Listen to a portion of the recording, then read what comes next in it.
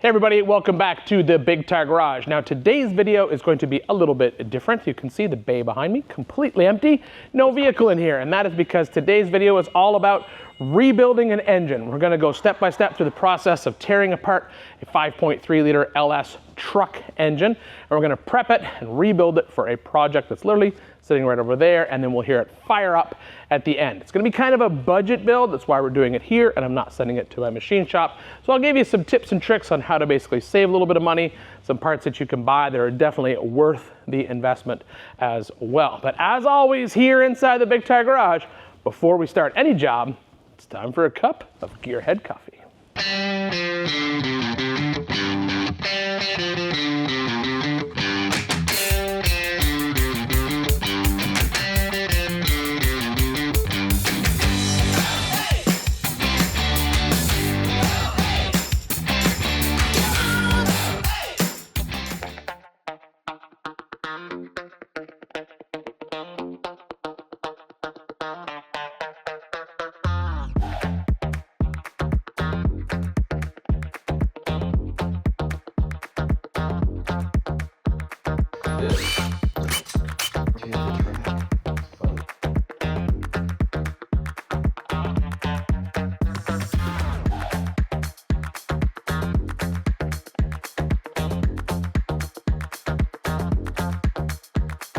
All right, so I am glad that I tore this engine down, took it out, because I do have a new camshaft for it, and that is the only bad bearing in the entire engine, or actually the camshaft bearings. And if I had just basically pulled the cam out with the motor in the frame and slipped the new camshaft in, I don't think it would have been worth it. I would have sawn those bearings and wanted to replace them right away. So stripping the engine down to a bare block was the right decision. The plan right now is going to be to just clean it all up. It's got a little bit of grease in a few spots and a couple things that just need to be basically pressure washed off. Not gonna put it into any type of cleaner. We're just gonna take it over to the big door outside, hit it with the pressure washer, some soap and water, and then we can start prepping the block for the rebuild.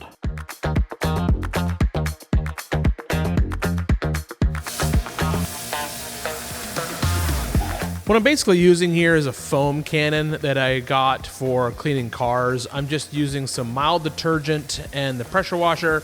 I'm honestly just trying to get rid of all the grease and grime off the outside of the block. This motor doesn't have a pile of miles on it, but it really wasn't that well taken care of, so there is some dirt on the outside of the block. And then I'm just trying to pressure wash any old unburnt oil that's built up inside the crankcase. I like to start with a nice clean engine when I'm rebuilding it. That way you're basically not fighting just greasy parts while you're putting the engine back together. Then I'll hit it with a blowgun. That basically gets rid of all the water and can also get some of the dirt off there as well. It's gonna blow it all dry, and then we're ready to start assembly. I'm gonna prep every single gasket surface on the engine with this roll-lock disc. This is basically a 3M, basically Scotch-Brite disc on a air sander. And I'm trying to get rid of all the old gasket material. You don't wanna go too aggressive here. It is cast iron, so you don't have to worry too much about gouging it. But we're just trying to get rid of all the old gasket material.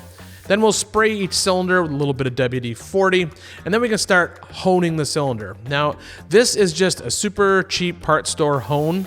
Now, what I'm doing here is I'm trying to get a cross-hatched pattern inside the cylinder. So with a little bit of WD-40 in there and the air drill, I'm basically just moving the hone up and down inside the cylinder until we get a 30-degree cross-hatched pattern. This is gonna help bed the rings later on when we put our new rings into the engine. This is an essential step to ensure that our new rings will seal with our cylinders.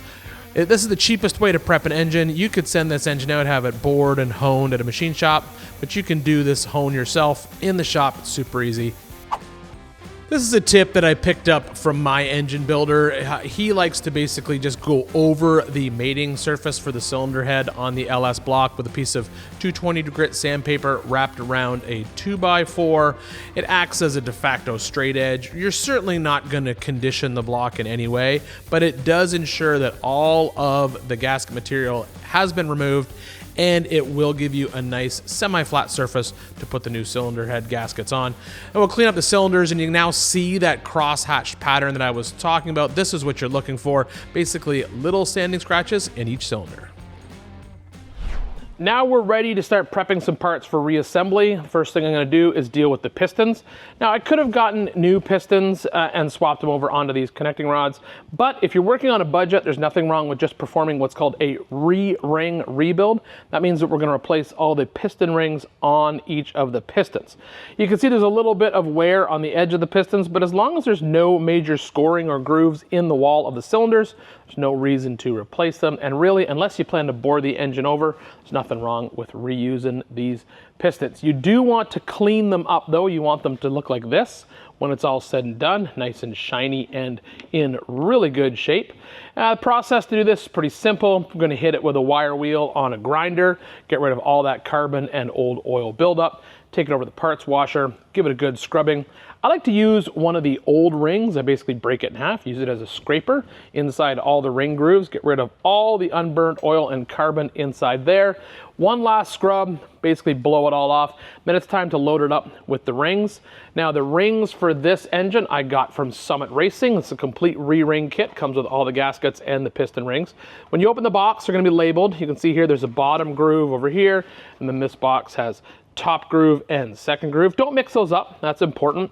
Bottom ring is essentially what's called the oil control ring. That is designed to prevent oil from getting up into the combustion chamber, but it also holds oil, helps lubricate the cylinder. That's why it's got that little wave ring in there. And then the top two rings are compression rings, keep the compression above the piston, basically builds all the power. The rings do have gaps, and you want to make sure that when you install the rings on the piston, the gaps aren't lined up and they're fairly far apart. I like to put the rings right here, basically between the wrist pin and the skirt of the piston, because the skirt, as you saw when we took the piston out, this is where you see a lot of load or a lot of wear. So by putting the gap over here, it's kind of offset to one side. And then the top one, I basically put 180 degrees out from it, sort of at this 2 o'clock position right here. And that's all it takes. Just a little bit of time, a little bit of effort. You can clean up your pistons and have them looking good as new.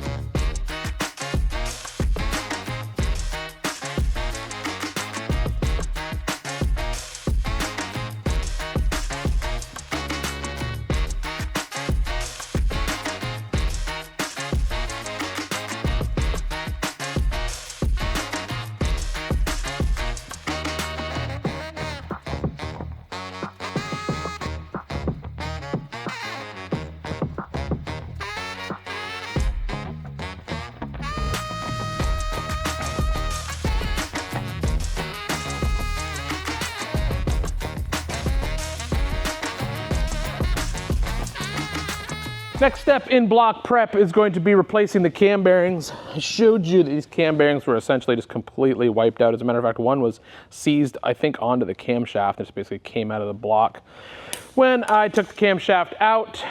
So I just picked up this tool. I've tried this for a while. This is just a cam bearing installation tool.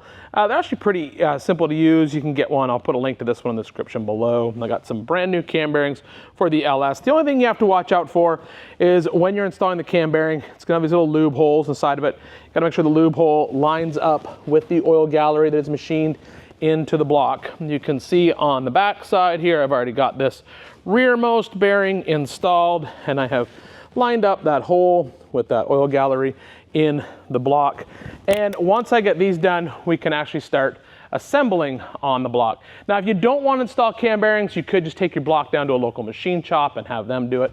But in all honesty, that tool is like it's like 60 bucks. It's worth just having one. If you're ever gonna do any type of LS engine rebuilds, it's worth having one of these tools around. I have just basically a collection of LS tools. Maybe I'll put that's what I'll do. At the end of the video, I'll put a link of all the LS specific tools that I have that I think you might need if you're gonna do any LS engine rebuilds. This is honestly the only engine that I would ever rebuild. I've done Hemis and stuff in the past, but modern engines are getting so technologically advanced that you need a lot of tools specific for that engine. So really, if you're gonna rebuild a bunch of engines, LS is a great engine to start, super cheap. You can do them easily in your garage at home, and you can save a lot of money just doing these rebuilds yourself. So I'll put a list of all the tools that I have and what I've collected over the years doing these LS engines. So I'm gonna throw in all those cam bearings, probably gonna flip the motor over to make it a little bit easier. Then we can start on reassembly.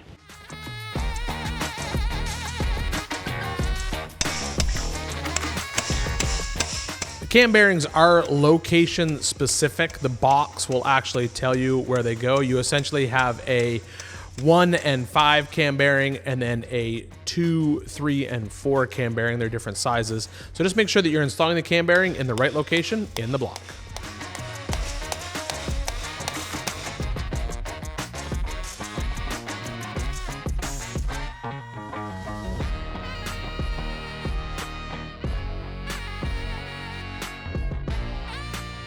Your re-ring kit will include all new bearings, essentially just the crank and the rod bearings. But you need to determine whether or not you need normal or oversized bearings. This engine, when I took it apart, all the bearings were in good shape and there was no damage to the crank. So I was quite certain that I was not going to need to do any machine work. So I just ordered standard bearings for both the crank and the rods. So the first step after getting the cam bearings in is going to be to install our new main bearings into the engine block.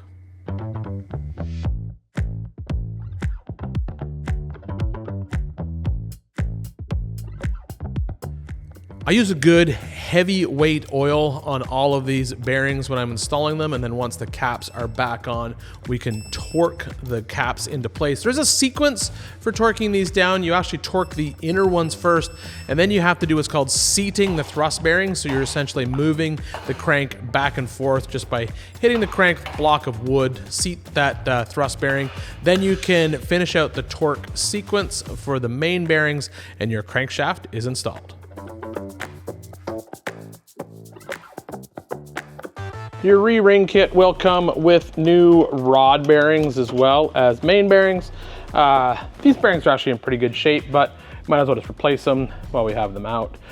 When you replace the rod bearing, you simply want to roll the new one into place, make sure there's no dirt underneath it. There is a little tang that keeps the rod bearing from spinning inside the cap. So you basically drop the tang on the rod bearing into the gap or into the spot for it, and then just push the rod bearing down into place and then replace the rod bearing that's in the cap as well, doing the exact same thing. Basically swap that out, put that in, line it up, push down into place. The LS engine uses what's called a cracked cap rod design. So they've essentially cracked these caps apart to make them two-piece. That makes it very easy to line it back up, but I do still mark the cap and the rod whenever I take it apart to make sure they don't have the problem.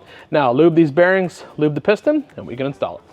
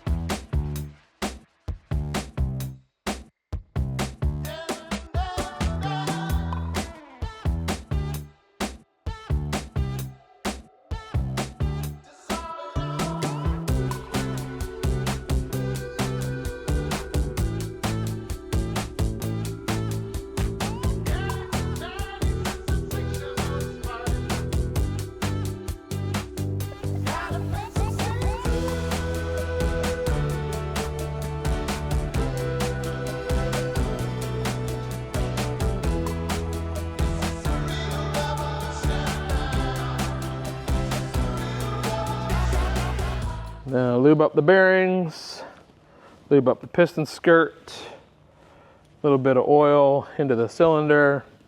Not a lot, just a little, help the ring start. Make sure the ring gaps are lined up like I showed you before. I like to offset them. The dot on the piston is going to face forward. Then we can put the piston ring compressor in place. I like to use this type of piston ring compressor. That way I can actually see the rings through the little gap. And that way I can tell when a ring is about to enter a cylinder. And this is a super light tap.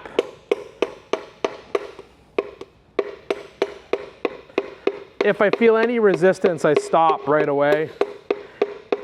Because what can happen is the ring can get hung up on the edge of the cylinder, and if you're hitting it hard, you can actually break the ring, which is obviously not what we want.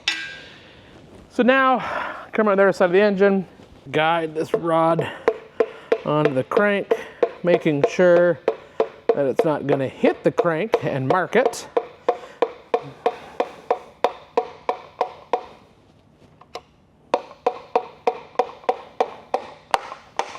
Once it's all the way down, then we can install the other cap, a little bit of lube on the bearing, make sure the cap goes on the right way.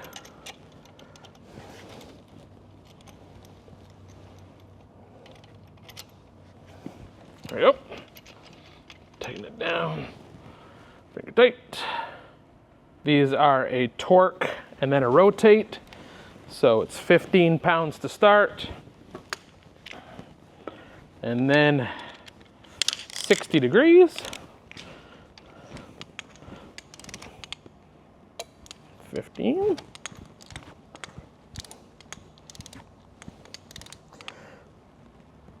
15.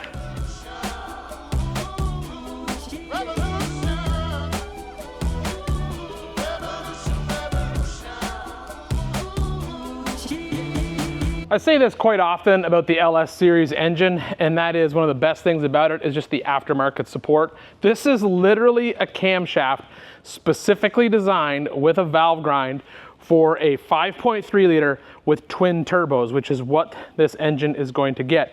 I didn't have to do a bunch of research on specific cam grinds or do a bunch of basically figuring out on my end.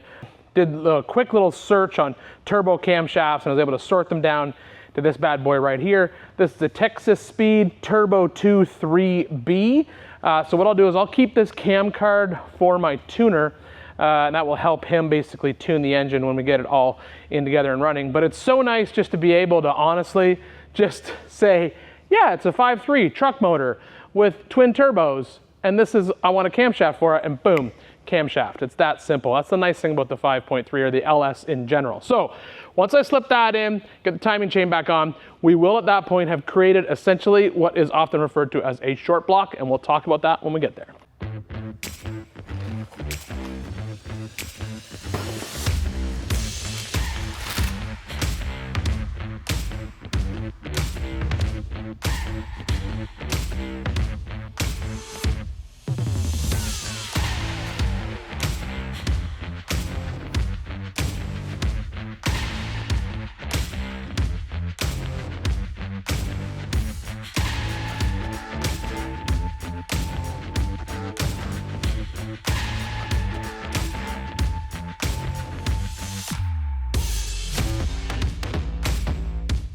One item that I was told to always replace whenever you take the camshaft out of an LS engine is this cover plate right here. The cover plate does have an integrated seal in it, and over time that seal can either flatten out or just basically wear out from the constant heat cycles of the engine. The plates themselves are fairly cheap. You can get them online.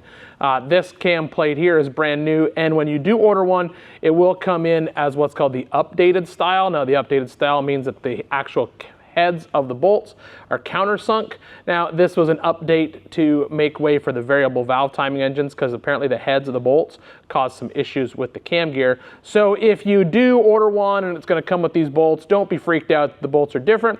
Just use the new bolts in here. They don't have to torque down to very much. It's like 11 foot-pounds. Torque these down.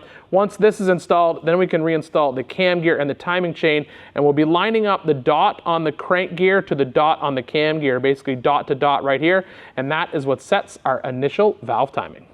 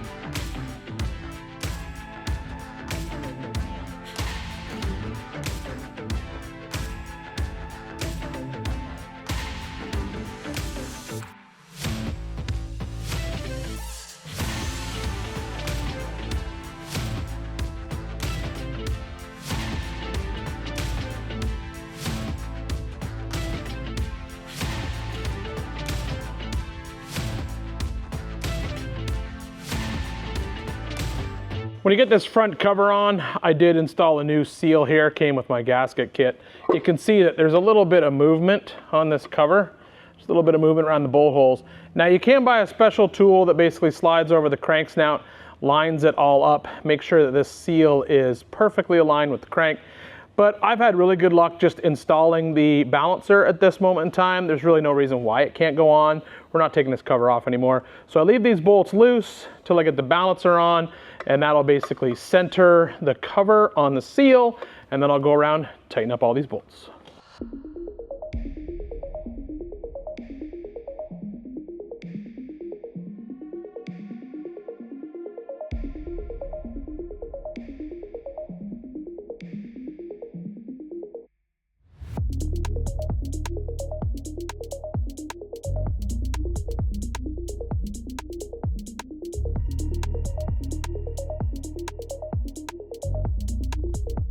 So essentially what we have created here is what's often referred to as a short block. So this is a fresh bottom end of a motor.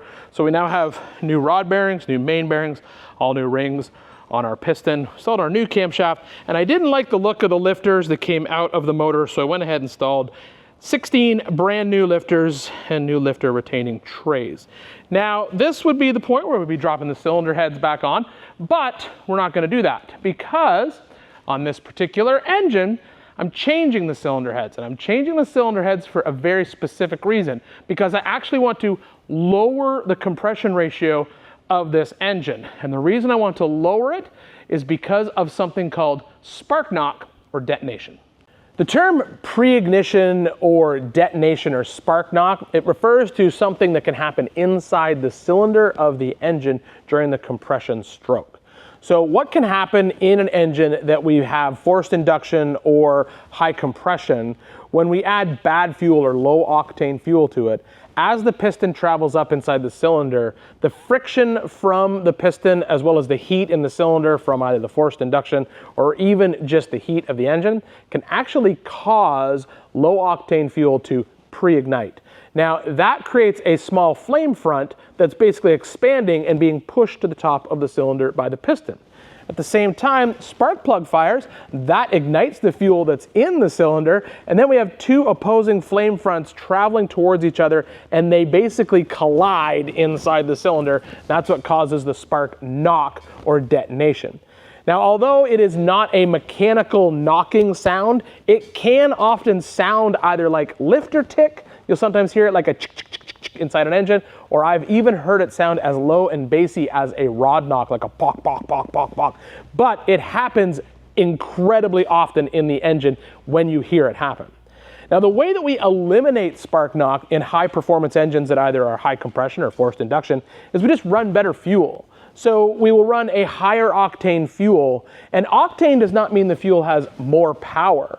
Octane is actually a measurement of the fuel's resistance to burn. So a high octane fuel, even when you stuff it into a cylinder with a lot of pressure from a high compression engine or a lot of heat from a forced induction engine, there's a less chance that it will pre-ignite as the piston is traveling to the top of the cylinder, and a greater chance that it will only be ignited by the spark plug.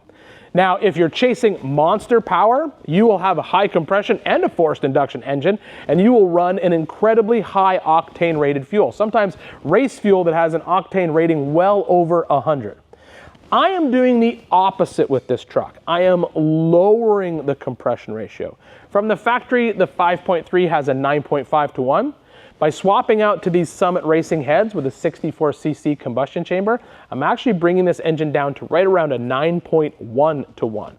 Now, the reason that I am doing this is because I don't always know that I'm going to be able to get really good 93 octane fuel for this vehicle. There's a chance that if I'm in some locations, I will only have access to maybe 90 or possibly 87 octane fuel.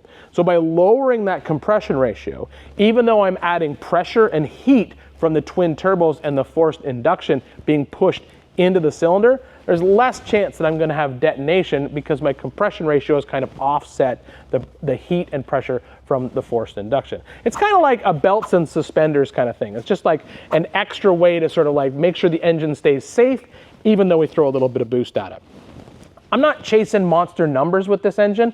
I think we're kind of conservatively thinking somewhere around 500 horsepower, which is absolutely perfect for what I'm building here. Two-wheel drive, long travel pre-runner, 500 horsepower will honestly be perfect. And by dropping this compression ratio, it just makes me feel a little bit better about the engine. I could drop it a little bit more by adding a thicker cylinder head gasket. Some people will do that. I believe the LS9s have a thicker gasket. You can actually slide that in there, drop your engine down a couple more points. But I think 9.1 to 1 is actually a very conservative ratio to have on this engine with these twin turbos. Honestly, I could have left it alone, dealt with it in tuning, played a lot with fuel, kept a lot of octane boost, made sure I kept good octane fuel in it. But then I'd still have to get my heads rebuilt because the factory heads on this motor were kind of worn out. And I'd want to replace the springs in the heads as well because of my high lift cam. So for the cost of rebuilding the heads and buying new springs, I honestly got the exact same thing on a brand new set of heads out of the box from Summit Racing with a different combustion chamber, therefore lowering my compression ratio and making me feel really good. These are the Summit Racing Precision Cast cylinder heads. They're a Chevy LS specific cylinder head, 210cc cathedral port intake runner with a 64cc combustion chamber, 202 intake valve, and a 1.6 exhaust. And they're designed to work with cams with a max lift of 600, which is exactly what my cam is spec'd for.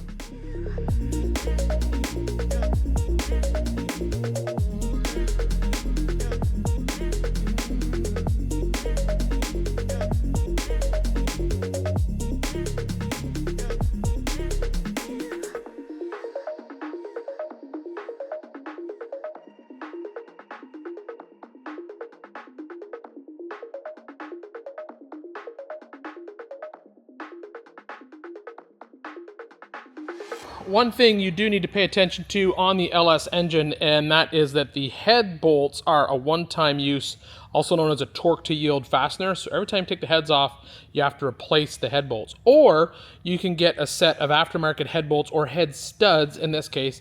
These are from Summit Racing. It's a complete head stud kit for the LS. It comes with new large head studs that basically make up the body, and then the two small little M8 head studs that go along the top. This will allow me to remove and replace the heads multiple times without having to replace these bolts. And then of course, whenever you're going with a boosted application, you want to run a good head gasket. So this is a Summit Racing multi-layered steel head gasket for the 5.3 and 4.8 LS. You can see it's marked right here. Tells you what it's for. So it's 4.3 and 5.3 LS. And you need to ensure that that's the right size for the bore because the piston does come right to the top. The other head is already on and torqued down. So I'll go ahead and get this cylinder head in place, and then I can work on some rocker arms for the top.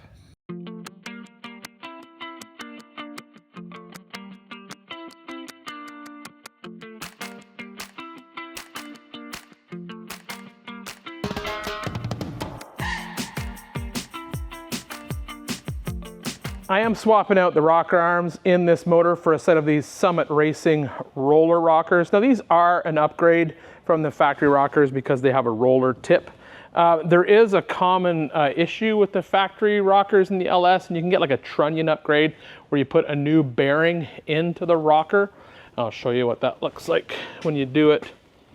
Basically what you do is you're replacing these rollers in here because on a high lift cam, this rocker basically stops as a stopping point right there. And you don't want that to happen, so there is an upgrade that allows this rocker arm to pivot more. But instead of going through all the hassle of pressing out those trunnions and replacing them, I'm just going with these Summit Racing roller rockers.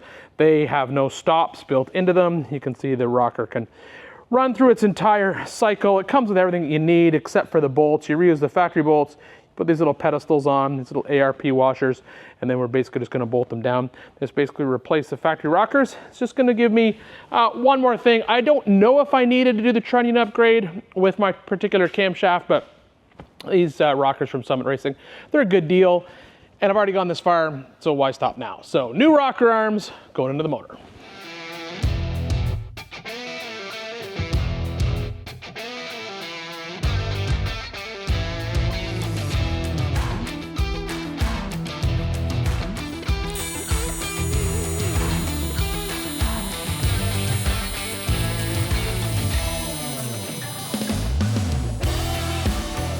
I do need to modify my aftermarket oil pan slightly. I need to add 2-10 bungs into the pan. Now these are the oil drain backs for the turbo. So essentially this is going to be where the oil that's exiting the turbo returns back to the oil pan.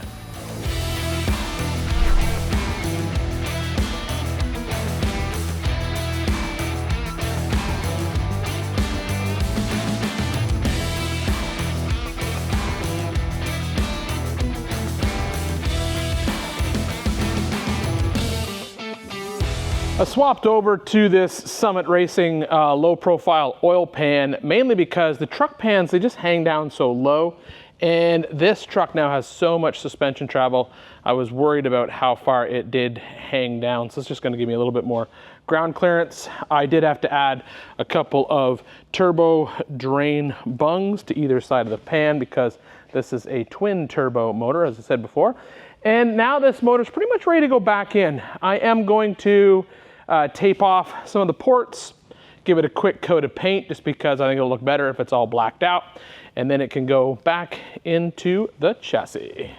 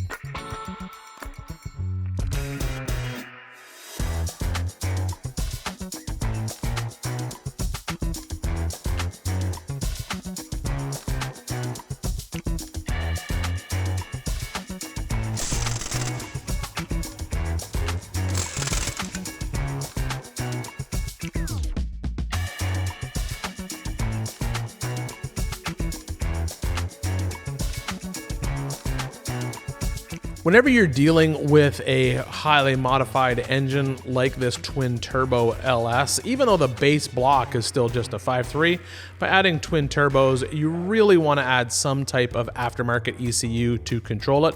So I'm lucky enough to be friends with the guys over at HP Tuners, and they just released their core ECU. Now this is a standalone ECU that's designed to work with the LS. It's got some great features for it. It includes everything from transmission control for popular transmissions and a all brand new harness with things like 2 oxygen sensors and additional CAN bus outputs on it.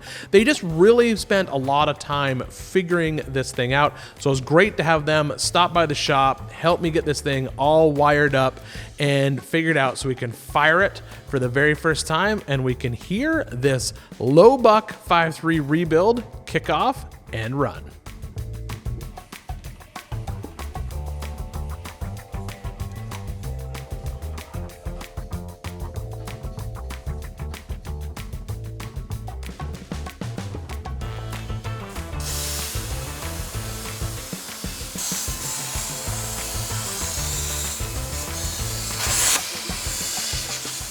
Because of the forward-facing headers, running the coil packs on top of the valve covers like factory was not an option. So I'm doing some remote mount coil setups here that I'm just temporarily attaching to the firewall.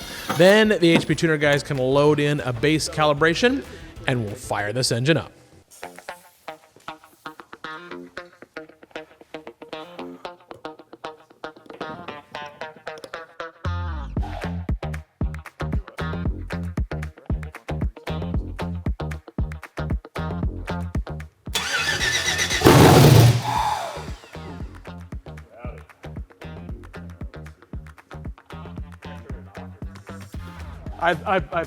Well, this is starter, so I know it just died. I didn't shut it off.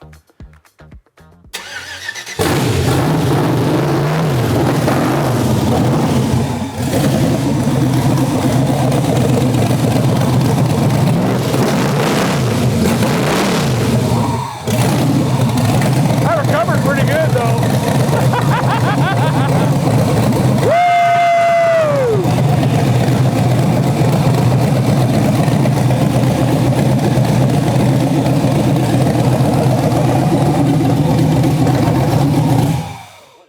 Tools I used for this rebuild, you obviously need a harmonic balancer installation tool and then a 3-jaw puller to remove it. That works in conjunction with this cut down bolt.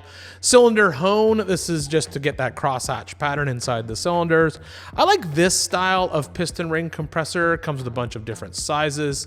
You'll need a good quality torque wrench to rebuild an engine. And also for this particular project, I used this cam bearing installation tool. And then go ahead and get yourself one of these LS engine lift plates. They come in really handy. So now the engine is completely back in and it's fired for the first time. I'll call that low buck rebuild a complete success. Obviously, there's still a bunch of stuff I need to do. I got to deal with all the turbo piping, intercooler plumbing, and all that kind of jazz.